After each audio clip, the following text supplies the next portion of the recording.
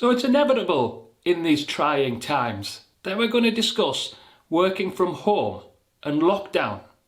This has proven to be something that in part doesn't impact my life that much. Let's face it, I do live alone.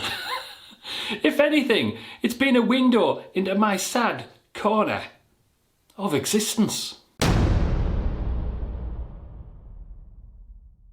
Before we get into it, if you want more positive videos telling stories, talking about stories and relating my travel adventures so you can do them too, then don't hesitate to press the subscribe button and click that bell icon so we can make life a story worth telling together. When it comes to lockdown, I'm a bit like a superhero. If there is one thing I can say I've got this shit covered to, it's living in my home and not talking to anyone other than the internet via the written word. Let's face it, I am an introvert. I can exist in my own head for pretty much an eternity. If having an internal monologue was a superpower on a tabletop RPG character sheet, it for me would be rated incredible. Let's face it, I talk to myself, and if I'm not talking to myself, I'm talking to Daisy Dog. It is a bit like being a supervillain.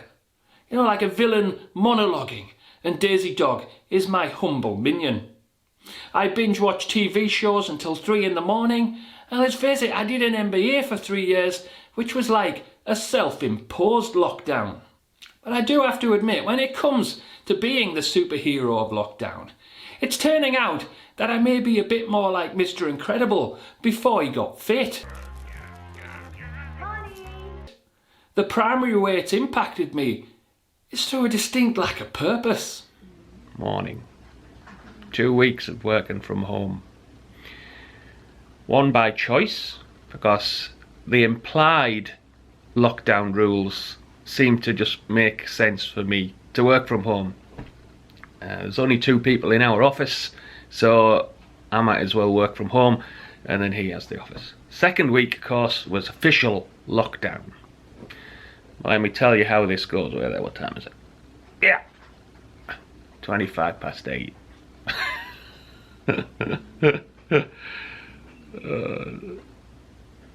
I'm starting to sleep at crazy hours.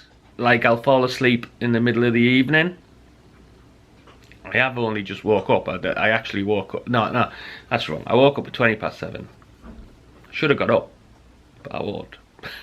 So what happens is, I get up as late as possible, get in the shower as quick as possible, so I can be at my computer at 9. Of course, if anyone has the right idea, Daisy Dog has the right idea, don't you, Daisy Dog? How the hell do you get yourself wrapped up in those covers? You know what you're doing though, don't you? My sleeping patterns have been totally shot. I'm finding that I'm going to sleep early in the evening, and then that of course disrupts when I actually go to sleep for proper. I'm literally having little energy to get out of bed until the last possible moment. Everyone is going on about excessive amounts of time, but lockdown hasn't really impacted my calendar much. I mean, let's face it, impacted my calendar is a bit of a joke. It's still its wasteland of null energy, a dangerous zone of nothingness, like it always is. Then we have the complete and utter collapse of discipline. Working from home is having very strange effects on me. In not only my sleep, but everything's gone to shit. I really need to remove this. This has got, I mean look, happy anniversary. It's got stuff on it from when I was married and I've just not removed it. But anyway, that's a different topic. I'll show you an example of how things have gone to shit. I seem to have given up washing up, filing stuff regularly, hoarded supplies not put away, and this whole section of the kitchen is just aspirational. Because what this was, before it became a mess, what the hell is this, was basically all the stuff for the van that I moved into the van on the evenings or mornings that I went away in it. Now of course it's just on the drive. While society is yet to collapse around us like in The Walking Dead, Whatever is going on in my head is causing a complete collapse of personal order and discipline within the confines of my own home. It has actually started to reach a tipping point, and it's starting to do my head in. I exercise twice a day, midday and evening, going on a walk around my coastal town. Possibly on the beach. Yeah, twice a day, screw the popo, I'm a rebel. It's a weird experience though. There are families walking together that I'm sure didn't exist as a family unit before. It's pretty much like they've found children hidden in their basement. I'm also sure people have kidnapped dogs from some sort of canine pocket dimension, because now everyone has one. I do keep an eye on my humble minion Daisy Dog in case she becomes embroiled in this nefarious plot. I think some of those dogs are wondering why they've been let out of solitary. When walking the streets, I can't decide if I'm in a DreamWorks animation or an M. Night Shyamalan movie. And I have no idea if I pronounced that right. Let's face it, I mean, we all knew I'd regret putting that in, right? Walking the streets is a mixture of people shuffling to avoid you like crabs, you know, side-to-side movements, while uttering things like the penguins off Madagascar. Just smile and wave, boys. Smile and wave. Or you get visions of people stood in small groups, but just slightly too far apart. Like if they get too close, one of them will prove to be a body snatcher. Which, when you think about it, isn't too far from the truth.